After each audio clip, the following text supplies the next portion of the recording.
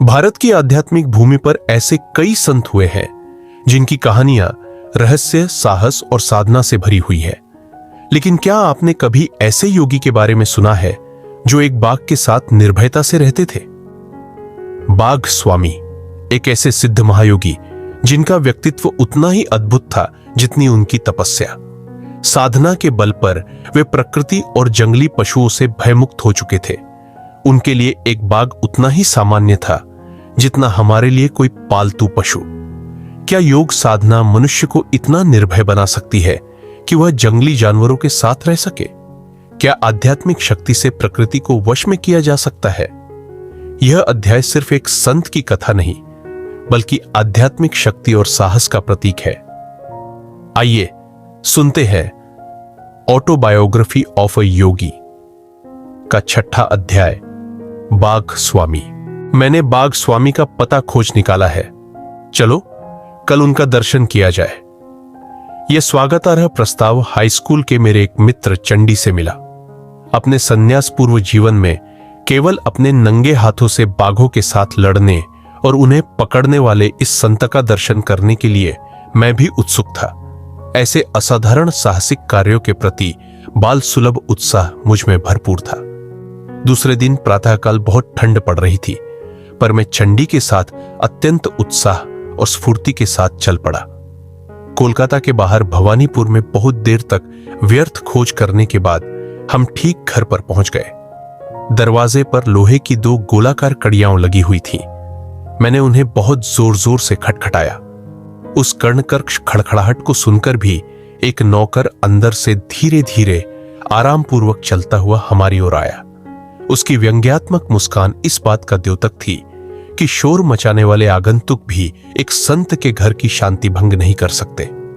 उसकी मौन भर्त्सना को हमने अनुभव किया, पर बैठक में आने के लिए आमंत्रित किए जाने पर चंडी और मैं उसके प्रति कृतज्ञ थे। वहां लंबी प्रतीक्षा हम लोगों के मन में शंका कुशंकाएं उत्पन्न करने लगी। सत्य की खोज करने वाले के लिए भारत का अलिखित नियम है धैर्य।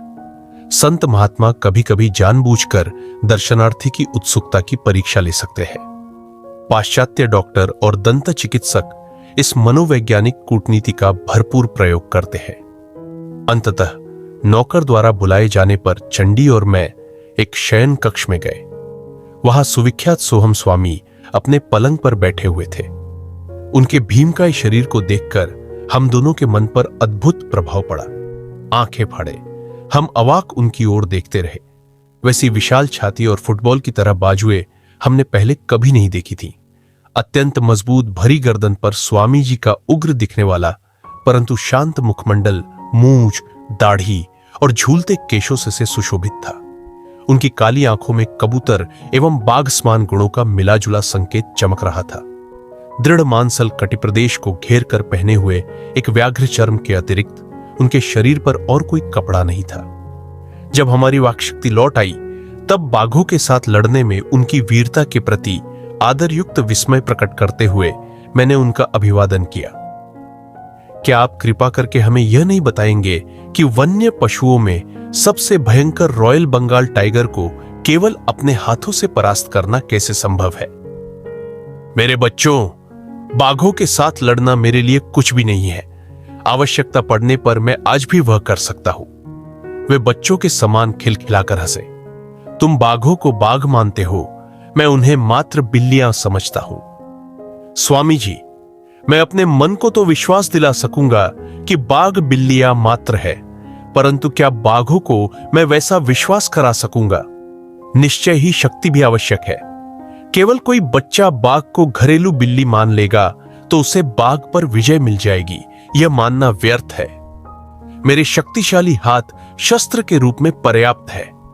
उन्होंने हमें अपने साथ आंगन में आने को कहा, जहां एक दीवार के किनारे पर उन्होंने प्रहार किया। दीवार की एक ईंट टूटकर जमीन पर गिर पड़ी। टूटे हुए दांत की तरह बनी खाली जगह से आकाश धृष्टतापूर्वक झांकने लगा। मैं हक्का बक्का रह गया।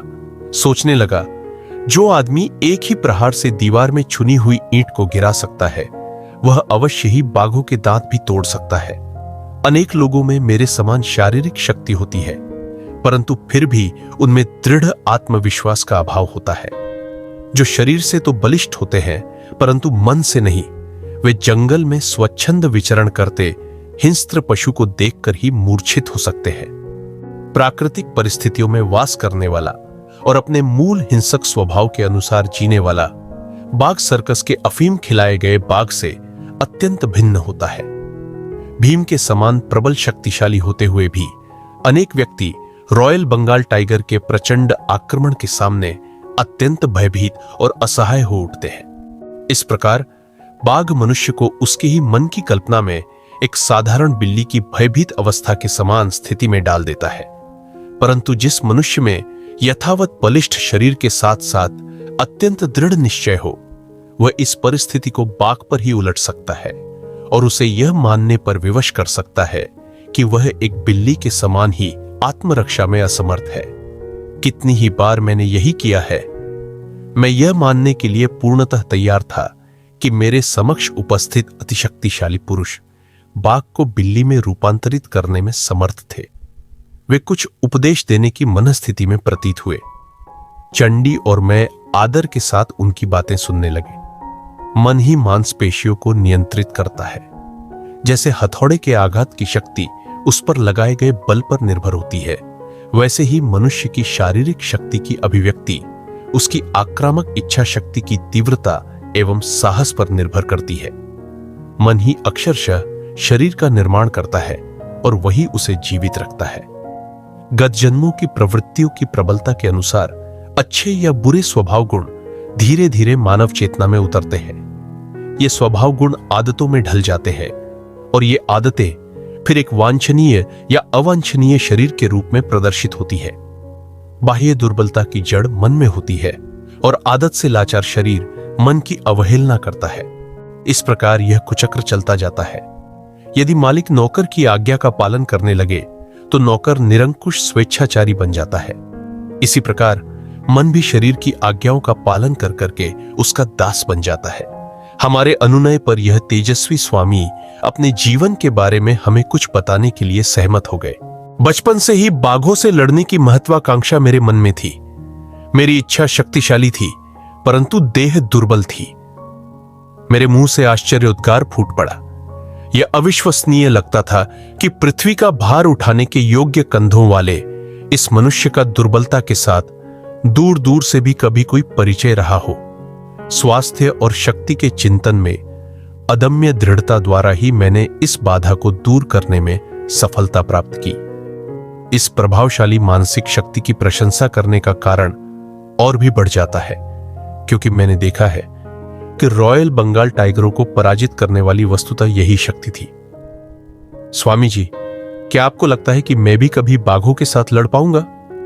यह पहला और अंतिम अवसर था जब यह विचित्र महत्वाकांक्षा मेरे मन में उठी। हां, वे मुस्कुरा रहे थे। परंतु बाघ अनेक प्रकार के होते हैं। कुछ मनुष्य की इच्छा वासनाओं के जंगल में घूमते हैं। पशुओं को अपने प्रहार से बेहोश कर देने से कोई आध्यात्मिक लाभ नहीं होता। उससे अच्छा यह है कि अपने अंतर में घूमते उन बाघों को पराजित किया जाए। स्वामी जी, क्या आप हमें बताएंगे कि आप हिंस्र बाघों को वश में करते करते हिंस्र वासनाओं को वश में कैसे करने लग गए? बाघ। स्वामी मौन हो गए। अतीत के दृश्यों को निहारने का प्रयास करती उनकी दृष्टि सुदूर कहीं लग गई। मैंने भांप लिया कि उनके मन में मेरे अनुरोध को स्वीकार करे या न करे, इस पर थोड़ी उथल पुथल चल रही थी। अंत में मन ही मन स्वीकार करके वे मुस्कुरा उठे। जब मेरी कीर्ति चरम बिंदु पर पहुंच गई तब मुझे गर्व का नशा चढ़ गया। मैंने तय किया कि मैं न केवल बाघों से लड़ूंगा बल्कि लोगों के सामने उनसे विविध कर्तव्य भी कराऊंगा। मेरी महत्वाकांक्षा ही यह बन गई कि मैं हिंस्र पशुओं को पालतू जानवरों की तरह बर्ताव करने पर विवश कर दूंगा। मैं सार्वजनिक रूप से अपने कर्तव्य दिखाने लगा और उसमें मिलने वाली सफलता से मुझे खुशी भी होने लगी। एक दिन शाम को मेरे पिताजी अत्यंत चिंतातुर मनस्थिति में मेरे कमरे में आए। बेटा, मैं तुम्हें सावधान करने आया हूं। कर्म की चलती चक्की से उत्पन्न होकर आने वाले अमंगलों से मैं तुम्हें बचाना चाहता हूं। क्या आप भाग्यवादी हैं पिताजी? अंधविश्वास से क्या मेरी गतिविधियों के शक्तिशाली प्रवाह को अवरुद्ध होने देना चाहिए? मैं भाग्यवादी नहीं हूं बेटा, परंतु पवित्र शास्त्रों में कहे गए प्रतिफल के नियम में मेरा विश्वास है। जंगल परिवार में तुम्हारे विरुद्ध आक्रोश व्याप्त है। यह आक्रोश कभी भी तुम्हारी जान के लिए खतरा बनकर सामने आ सकता है। पिताजी, आप मुझे आश्चर्य में डालते हैं। बाघ क्या होते हैं आप अच्छी तरह जानते हैं, सुंदर परंतु निर्दयी। कौन जाने मेरे प्रहार उनके ठोस बुद्धि में शायद कुछ उदारता के विचार भर सके। उन्हें सभ्य शिष्टाचार सिखाने के लिए ही मैं जंगल विद्यालय का प्रधानाध्यापक बना हूं। पिताजी, कृपया आप मुझे बाघों को पालने वाला बाघ पालक माने, बाघ हत्यारा नहीं। मेरे ये सत्कर्म मेरा अनिष्ट कैसे कर सकते हैं? मैं आपसे प्रार्थना करता हूं कि आप मुझे अपने जीवन का मार्ग बदलने की आज्ञा न दें। चंडी और मैं ध्यानपूर्वक सुन रहे थे और अतीत के इस धर्म संकट को समझ रहे थे। भारत में कोई संतान अपने माता पिता की इच्छाओं का अनादर नहीं करती। बाघ स्वामी आगे कहते गए। निर्विकार मौन में पिताजी ने मेरा स्पष्टीकरण सुना। तदुपरांत उन्होंने गंभीरतापूर्वक एक रहस्य उद्घाटन किया। बेटा, तुम मुझे एक संत की अमंगल सूचक भविष्यवाणी दोहराने पर विवश कर रहे हो। कल जब मैं बरामदे में बैठकर नित्य की भांति अपना ध्यान कर रहा था, तब वे मेरे पास आए। मित्रवर, मैं आपके युद्धप्रिय बेटे के लिए एक संदेश लेकर आया हूं। उससे कहिए कि वह अपनी बर्बर गतिविधियां बंद कर दे, अन्यथा बाघ के साथ उसकी अगली लड़ाई में उसे अनेक दुस्साध्य घाव होंगे, जिससे 6 महीनों तक वह मरणासन्न अवस्था में पड़ा रहेगा। तब वह अपना पुराना मार्ग छोड़कर सन्यासी बन जाएगा। इस कहानी का मुझ पर कोई प्रभाव नहीं पड़ा। मैंने यही माना कि पिताजी किसी भ्रांति ग्रसित कट्टरवादी की भ्रांति का शिकार हो गए हैं। यह कहते हुए बाघ स्वामी के हाव भाव इतने अधीर और ऐसे थे मानो अपनी मूर्खता पर उन्हें क्रोध आ रहा हो। काफी देर तक वे गंभीर मुद्रा में मौन बैठे रहे, जैसे वहां हमारी उपस्थिति का उन्हें कोई भान न हो। फिर उन्होंने अकस्मात ही अपनी कहानी आगे शुरू की। इस बार उनकी आवाज में नरमी आ गई थी। पिताजी की चेतावनी के कुछ ही दिन बाद मैं राजधानी कूच बिहार गया। प्राकृतिक सौंदर्य से भरा यह प्रदेश मेरे लिए नया था और मैं सुखप्रद परिवर्तन की आशा कर रहा था। जैसा हर जगह सदा ही होता था, यहां भी सड़कों पर मेरे पीछे पीछे उत्सुक लोगों की भीड़ चलती रहती थी। उनकी फुसफुसाहट के कुछ अंश कभी कभी मुझे सुनाई पड़ते थे। यह वही आदमी है जो जंगली बाघों के साथ लड़ता है। उसके वे पैर है या पेड़ के तने। उसका चेहरा तो देखो, वह स्वयं बाघों के राजा का अवतार मालूम होता है। तुम तो जानते ही हो गांवों के नटखट छोकरे किस प्रकार ताजा समाचार पत्र का काम करते हैं और किस गति से महिलाओं की मौखिक जनसूचना प्रणाली इस घर से उस घर समाचार पहुंचाती है। कुछ ही घंटों में मेरी वहां उपस्थिति से सारे शहर में खलबली मच गई। संध्या के समय मैं चुपचाप आराम कर रहा था कि घोड़ों की टापों की ध्वनि सुनाई दी।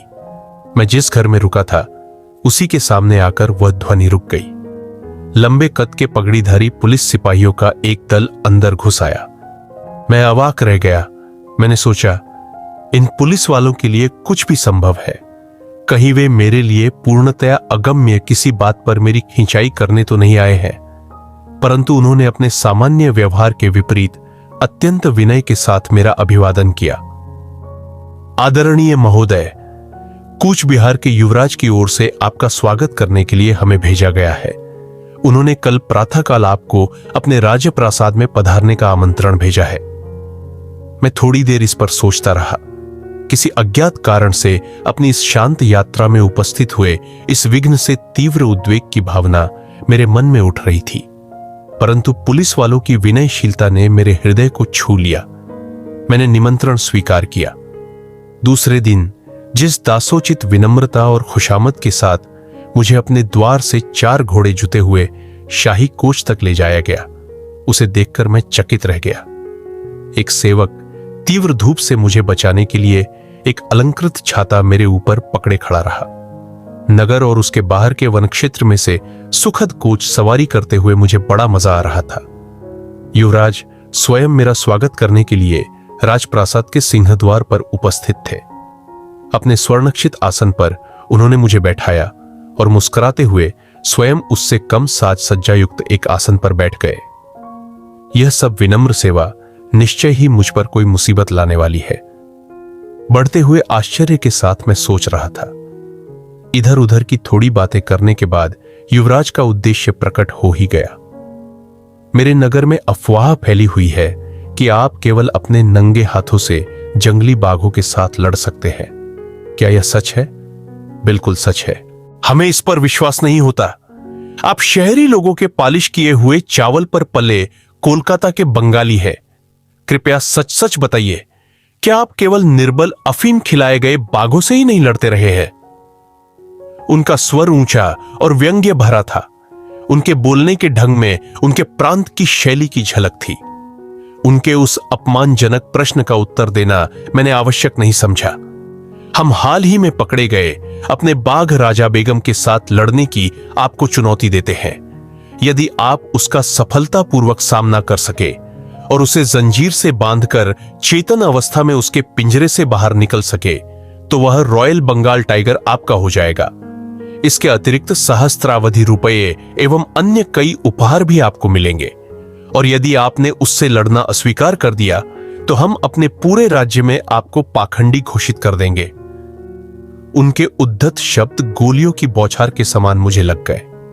मैंने गुस्से से उनकी शर्तें स्वीकार कर ली। उत्तेजना में आसन से आधे उठ खड़े हुए युवराज निष्ठुर मुस्कान के साथ वापस बैठ गए। उनकी वह मुस्कान देखकर मुझे उन रोमन सम्राटों की याद आई जिन्हें ईसाइयों को हिंस्र पशुओं के साथ लड़ाने में आनंद आता था। युवराज ने आगे कहा, आपकी लड़ाई आज से 1 सप्ताह बाद होगी। हमें खेद है कि हम लड़ाई से पहले बाघ को देखने की अनुमति आपको नहीं दे सकते। युवराज को कहीं यह भय तो नहीं था कि मैं बाघ पर सम्मोहन विद्या का प्रयोग करूंगा या उसे अफीम खिलाने का प्रयास करूंगा। मैं नहीं जानता। मैं राजप्रासाद से चल पड़ा। मजे की बात यह थी कि अब की बार न तो राजछत्र था और न ही वह साज सज्जा युक्त कोच। अगले सप्ताह भर में मैं आगामी अग्नि परीक्षा के लिए अपने मन और शरीर दोनों को विधिवत तैयार करता रहा। अपने नौकर द्वारा मुझे विलक्षण कहानियां सुनने को मिल रही थी। पिताजी के पास संत ने जो भीषण भविष्यवाणी की थी वह किसी प्रकार लोगों में फैल गई और फैलते फैलते बढ़ती गई। अनेक भोले भाले ग्रामीणों का विश्वास था कि एक दुष्ट आत्मा ने देवताओं के शाप के कारण बाघ का जन्म लिया था, जो रात को विभिन्न आसुरी रूप धारण करती है परंतु दिन में फिर से बाघ बनकर रहती है। लोगों का अनुमान था कि यह वही आसुरी बाघ है जिसे मेरा गर्व हनन करने के लिए भेजा गया है। एक अन्य कल्पना यह थी कि बाघों की अपने देवता से की गई प्रार्थनाओं का उत्तर राजा बेगम के रूप में आ गया है। समग्र व्याघ्र जाति के लिए इतना मानहानिकारक ठहरे इस धृष्ट दोपाय को मुझे दंडित करने के लिए उसे नियत किया गया है। एक लोम दंत विहीन मानव नख दंत युक्त शक्तिशाली पादयुक्त बाघ को चुनौती देने का दुस्साहस करे। लोग यह भी कह रहे थे कि सभी अवमानित बाघों के द्वेष ने मिलकर इतना जोर पकड़ लिया है कि बाघों का मान मर्तन करने वाले इस अभिमानी पुरुष का पतन कराने के लिए वह जोर अब सूक्ष्म नियमों को कार्यान्वित कर रहा है। मेरे नौकर ने मुझे आगे बताया कि युवराज स्वयं मानव और पशु के बीच होने वाले इस द्वंद्व के व्यवस्थापन का कार्यभार संभाल रहे थे। उन्होंने स्वयं अपनी देखरेख में हजारों लोगों के बैठने योग्य एक ऐसे विशाल तंबू का निर्माण कराया जो आंधी तूफान में भी सुरक्षित खड़ा रह सके। उस तंबू के मध्य में लोहे के एक विशाल पिंजरे में राजा बेगम को रखा गया था। इस पिंजरे के बाहर सुरक्षा का एक और घेरा था। राजा बेगम निरंतर खून जमा देने वाली भयंकर गर्जनाएं करता जा रहा था। उसकी क्षुधाग्नि और क्रोधाग्नि दोनों को भड़काने के लिए उसे बहुत कम खाना दिया जा रहा था। शायद युवराज को आशा थी कि मैं उसका पुरस्कार स्वरूप भोजन बनूंगा। डंका बजा बजाकर नगर और आसपास के इलाके में इस अद्वितीय द्वंद्व की जो घोषणा की जा रही थी उसे सुनकर लोगों ने भारी संख्या में उत्सुकतापूर्वक टिकटें खरीदी। द्वंद्व के दिन सीटों की कमी के कारण सैकड़ों लोगों को लौटा दिया गया। कई लोग तंबू की दरारों में से अंदर घुस आए या गैलरी के नीचे जहां भी जगह मिली वहीं खड़े हो गए। जैसे जैसे बाघ स्वामी की कथा चरम सीमा की ओर बढ़ रही थी, वैसे वैसे मेरी उत्तेजना भी बढ़ती गई। चंडी भी मंत्रमुग्ध होकर अवाक बैठा था। राजा बेगम की कान फाड़ देने वाली गर्जनाओं के और भयभीत दर्शकों के कोलाहल के बीच मैंने शांत मन से तंबू में प्रवेश किया। लंगोट के अतिरिक्त मेरे शरीर पर और कोई कपड़ा नहीं था। मैंने सुरक्षात्मक घेरे के दरवाजे का कुंडा सरकाकर उसे खोला और अंदर जाकर अपने पीछे शांत मन से दरवाजे को बंद कर लिया। बाघ को रक्त की गंध लग गई। उछलकर धड़ाम से लोहे की छड़ों से टकराने की ध्वनि के साथ उसने मेरा भीषण स्वागत किया। करुणार्द्र भय से दर्शकों में सन्नाटा छा गया। उस अति उग्र बाघ के सामने मैं निरीह मेमना लग रहा था। पलक झपकते ही मैं उसके पिंजरे में घुस गया, परंतु जैसे ही मैंने दरवाजा बंद किया, राजा बेगम उछलकर सीधा मेरे ऊपर आ गया। मेरा दाहिना हाथ पूरी तरह क्षत विक्षत हो गया। बाघ के लिए परम स्वादिष्ट मानव रक्त की प्रचंड धाराएं गिरने लगी। संत की भविष्यवाणी सत्य होने के आसार नजर आने लगे। इस प्रकार की गंभीर चोट मुझे जीवन में पहली बार आई थी, पर मैं तुरंत उससे संभल गया। रक्त रंजित अंगुलियों को लंगोट में घुसाकर मैंने उन्हें छिपा लिया और बाएं हाथ से एक हड्डी तोड़ प्रहार बाघ पर किया। बाघ लड़खड़ाकर पीछे हट गया, पिंजरे के अंत तक पीछे गया, फिर पलटकर अत्यंत गुस्से के साथ पुनः मुझ पर झपटा। मेरे सुविख्यात मुष्टि शासन के प्रहार उसके सिर पर बरसने लगे, परंतु राजा बेगम को रक्त का जो स्वाद लग गया था, उसने दीर्घ काल तक शराब से वंचित रहने वाले शराबी की जैसे शराब का पहला घूंट उन्मत्त कर देता है, उसी प्रकार उन्मत्त कर दिया था। बीच बीच में कान बैठा देने वाली दहाड़े मारते हुए उसके आक्रमणों की उग्रता बढ़ती ही जा रही थी। उसके दांतों और नखों के आगे मेरा केवल एक हाथ से बचाव करना अपर्याप्त पड़ रहा था और मेरी आत्मरक्षा प्रणाली अभेद्य नहीं रह पा रही थी। परंतु मैं भी तिलमिलाने वाले प्रहार उस पर करता गया। दोनों ही रक्त रंजित होकर जीवन मरण का युद्ध लड़ रहे थे। पिंजरे में कोलाहल था। चारों दिशाओं में रक्त के छींटे उड़ रहे थे। बाघ के गले से पीड़ा और खूनी प्राण पिपासा के चीत्कार फूट रहे थे। गोली चलाओ, बाघ को मार डालो, दर्शक चीख रहे थे। मानव और पशु इतनी तेज गति से हिल रहे थे कि एक सिपाही की गोली भी निशाना चूक गई। मैंने अपनी सारी संकल्प शक्ति एकत्र की और भीषण गर्जन के साथ उसके मस्तक पर एक अंतिम खोपड़ी तोड़ प्रहार किया। बाघ गिर गया और ठंडा होकर पड़ा रहा। पालतू बिल्ली की भांति मैं बीच में ही बोल पड़ा। स्वामी जी खिलखिलाकर हंस पड़े। फिर उन्होंने तन्मय कर देने वाली अपनी कहानी को आगे बताना शुरू किया। आखिर राजा बेगम पराजित हो ही गया। उसका रहा सहा राजगर्व भी चूर चूर हो गया। अपने विदीर्ण रक्तरंजित हाथों से मैंने उसका जबड़ा खोला और एक नाट्यपूर्ण क्षण के लिए उस खुले मृत्यु द्वार में अपना सिर रखा। जंजीर के लिए इधर उधर देखा और जमीन पर पड़े जजीरों के ढेर में से एक जंजीर खींचकर उससे बाघ की गर्दन पिंजरे की छड़ों के साथ बांध दी।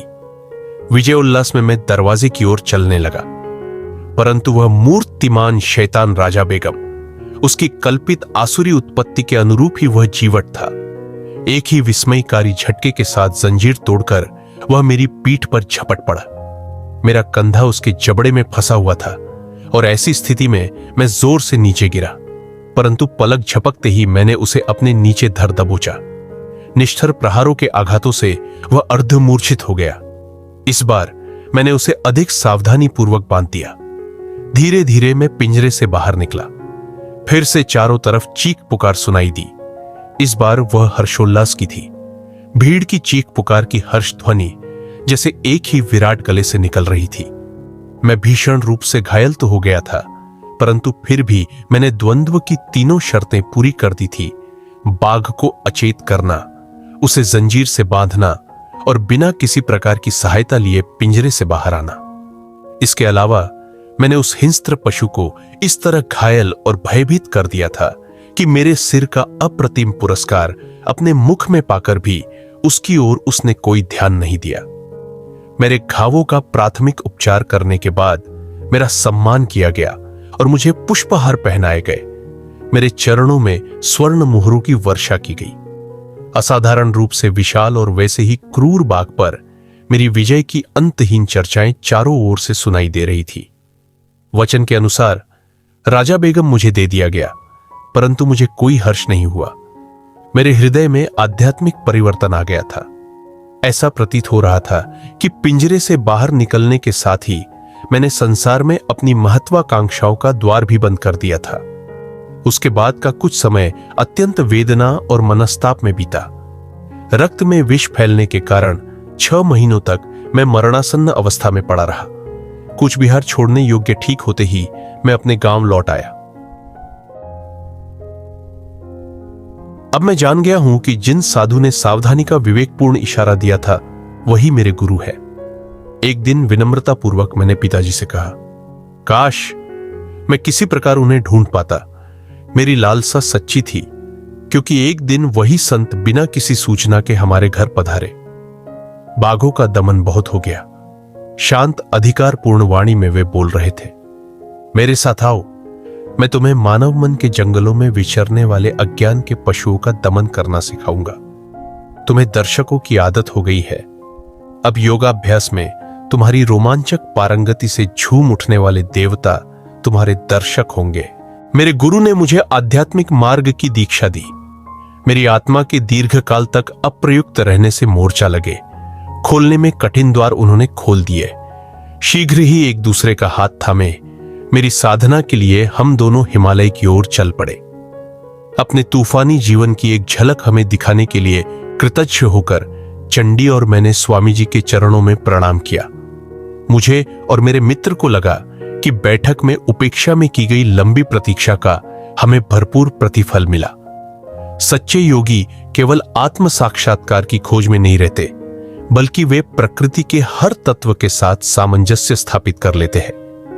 बाघ स्वामी ने न केवल अपनी चेतना को उच्च स्तर तक पहुंचाया, बल्कि अपने साहस और आत्मविश्वास से यह सिद्ध किया कि जब मनुष्य अपने भय को जीत लेता है तो प्रकृति भी उसके साथ संतुलन में आ जाती है।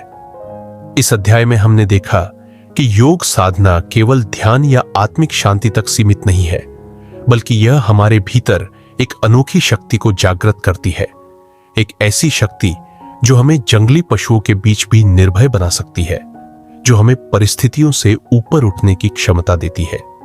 लेकिन यह यात्रा यहीं समाप्त नहीं होती। आगे और भी गूढ़ रहस्य खुलने वाले हैं। क्या हम अपने भीतर छुपी इस शक्ति को पहचान सकते हैं? क्या हमारी साधना हमें भयमुक्त बना सकती है? यदि यह ऑडियो बुक आपको प्रेरित कर रही है तो इसे लाइक करें, शेयर करें और चैनल को सब्सक्राइब करें। आगे के अध्यायों में हम और भी रहस्यमयी संतों और सिद्धियों के बारे में जानेंगे। जल्द ही मिलते हैं अगले अध्याय में।